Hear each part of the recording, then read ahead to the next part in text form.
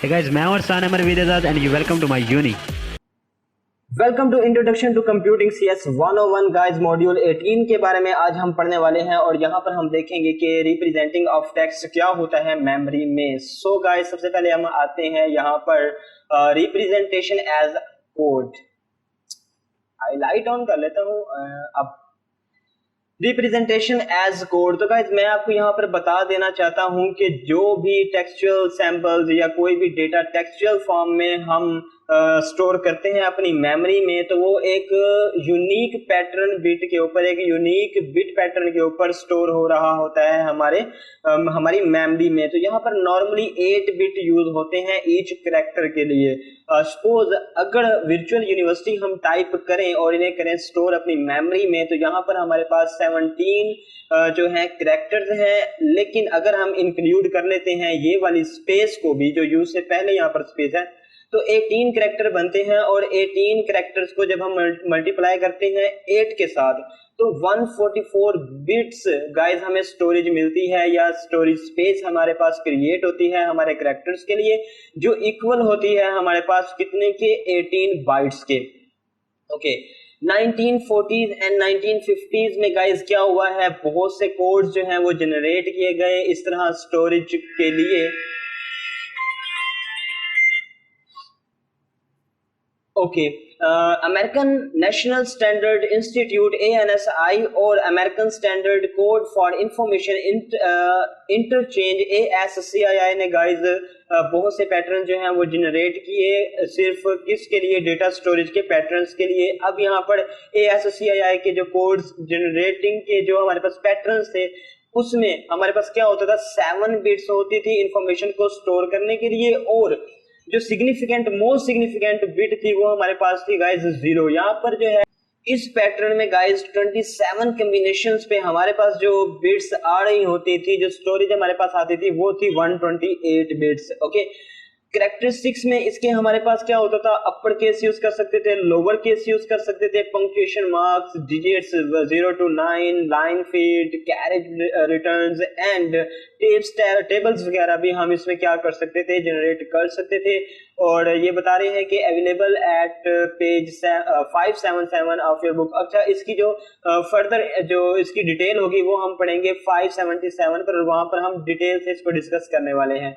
अच्छा एग्जाम्पल है ASCII की हमारे पास यहाँ पर, तो वो कहते हैं अगर आपको रिप्रेजेंट करना है मेमोरी में हेलो को यूजिंग ASCII, तो आपको H को अगर स्टोर करना है तो आपको बाइनरी जो डिजिट्स वहां पे आपके स्टोर हो रहे होंगे, जो फॉर्मेशन होगी इन बाइनरी H की, तो वो हमारे पास हो रही होगी 0 1 001 000। E के लिए फॉर्मेशन है, I के लिए भी फॉर्मेशन है, और इसी तरह हमारे पास I के लिए फॉर्मेशन O एंड स्पेस के लिए भी लास्ट में हमारे पास बाइनरी फॉर्मेशन है 00 10 111 अच्छा इसकी कुछ लिमिटेशंस भी हैं गाइस। लिमिटेशंस क्या है इसकी, ओनली 128 कैरेक्टर्स को हम स्टोर कर सकते थे, ठीक है।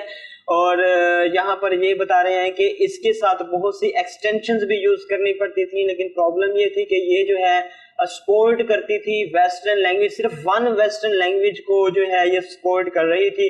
जो एक्सटेंशन इसके साथ हम यूज करते थे उनकी भी फिर लिमिटेशंस होती थी, ठीक है। उनकी लिमिटेशंस ये थी कि 256 कैरेक्टर्स अब हम जो है वो स्टोर कर सकते थे, लेकिन ये भी इनसफिशिएंट थे, ठीक है।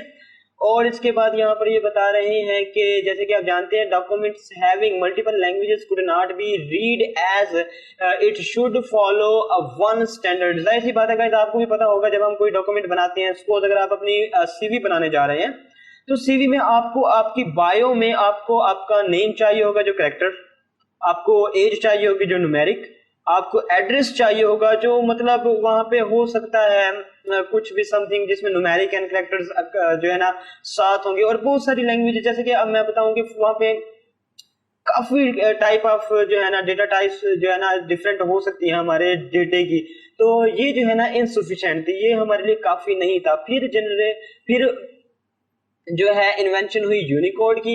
यूनिकोड में क्या था गाइस, यूनिकोड को हम जो है ना ये बता रहे हैं कि उसे मैन्युफैक्चर किया गया किसके बिहाफ पर, हार्डवेयर एंड सॉफ्टवेयर के बिहाफ पर। जो स्पेसिफिकेशंस थी हार्डवेयर एंड सॉफ्टवेयर की उसके यहाँ पर उसकी रिक्वायरमेंट्स को देखते हुए यूनिकोड डिजाइन किया गया। यहाँ पर यूनिकोड का जो पैटर्न था वो था 21 बिट, ठीक है। अच्छा, जो इसकी कंपाइलेंस जो थी गाइस वो किसके द्वारा थी, वो किसके थ्रू थी, वो थी ASCII के थ्रू थी, ओके। और यहाँ पर बता रहा है कि ये सपोर्ट करता था चाइनीज, हैब्रू और जापानीज लैंग्वेज के कैरेक्टर सेट्स को। तो ये गाइस मेरे ख्याल से ये भी इनफ नहीं थी, ओके।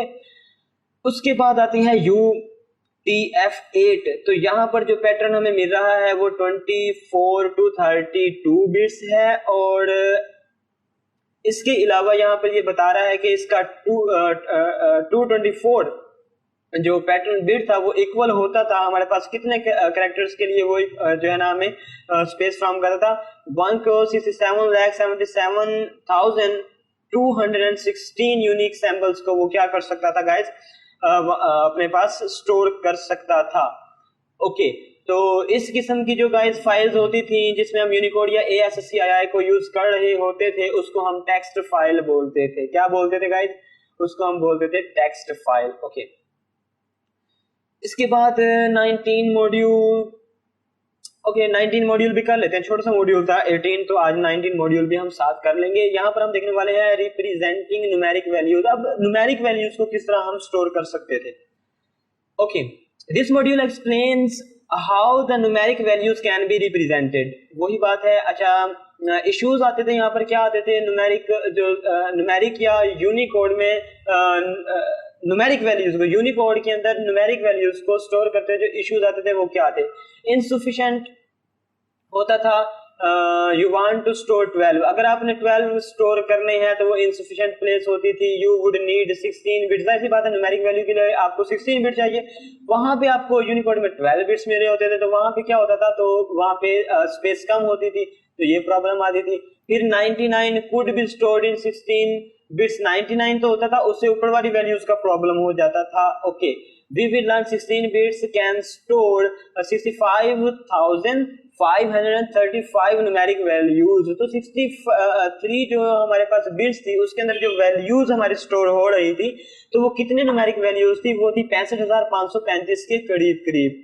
फिर बात आती है इसकी नोटेशन की। तो अब बात आती है गाइस यहाँ पर बाइनरी नोटेशन की। बाइनरी नोटेशन में हम क्या करते थे, हम वैल्यू को जो है 0 to 1 यूज, 0 and 1 की नोटेशन में हम यूज कर रहे होते थे रेदर देन किसके, डिजिट्स के, जैसे कि 0 1 2 3 4 5 6 7 8 9 को जो है इनको हम ऐसे इस तरह से यूज नहीं करते थे, बल्कि हम इसे किस फॉर्मेशन में यूज करते थे, इन डिजिट्स को, इन डिजिट्स को हम यूज करते थे बाइनरी डिजिट्स, बाइनरी जो है ना डिजिट्स की फॉर्मेशन में। जैसे कि हमारे पास एक न्यूमेरिक वैल्यू है 0 जिसकी बाइनरी नोटेशन में हमारे पास जो फॉर्मेशन है वो 000 है। 1 की हमारे पास है 001 और 2 की है 010, 3 की है 011, 4 की 5 and 6 and 7 की भी हमें दी हुई है नोटेशन यहाँ पर। तो ये आप टेबल को देख लेना अच्छे से और आपको ये जो है आपका ये कंसेप्ट क्या हो जाएगा, क्लियर हो जाएगा। मैं आपको यहाँ पर बताना चाहूंगा, ओके। यहाँ पर गाइज अब मैं आपको बताता चलूं कि अब हमें अगर ये देखना है कि हम 16 बिट के अंदर कितनी ज्यादा नंबर्स या वैल्यूज को हम जो है वो कर सकते हैं, स्टोर कर सकते हैं, तो उसके लिए हमें क्या करना होगा, हमें 2 को बेस रखकर पावर n लेनी होगी। जितने नंबर्स होंगे उतने नंबर हम ले रहे होंगे, जितने बिट ऑफ नंबर्स होंगे, ठीक है, उसको हम पावर में लेंगे और जो आंसर हमारा आ रहा होगा वो उतनी वैल्यूज हम क्या कर पाएंगे, न्यूमेरिक वैल्यू स्टोर कर पाएंगे अपने स्टोरेज में। सपोज अगर हमारे पास 16 बिट्स है, देन हम कैसे रिप्रेजेंट करेंगे, हम 2 की पावर 16 लेंगे जो इक्वल होता है 65,536 न्यूमेरिक वैल्यूज के। तो अगर हमने 16 बिट में 16 बिट हमारे पास स्पेस है और वैल्यू भी हमें मालूम हो तो हम क्या करेंगे, उस वैल्यू की पावर लेंगे 16 और उस पावर के ऊपर n पावर जितने नंबर्स होंगे, जितनी बिट्स होंगी उतने हम उस वैल्यू के ऊपर जो है n value, number of n value हम उसकी जो है पावर लेंगे और उसकी पावर का जो आंसर हमारे पास आ रहा होगा तो उतने कैरेक्टर्स, उतने डेटा को हम अपनी मेमोरी के अंदर रिप्रेजेंट कर सकते हैं as a numeric value, okay. यहाँ पे बता रहा है कि बाइनरी नोटेशन वेरिएशन के बारे में। Binary notation has to following representations, we will learn them in detail in the upcoming module. तो आने वाले मॉड्यूल में हम इसके बारे में डिटेल के साथ पढ़ने वाले हैं।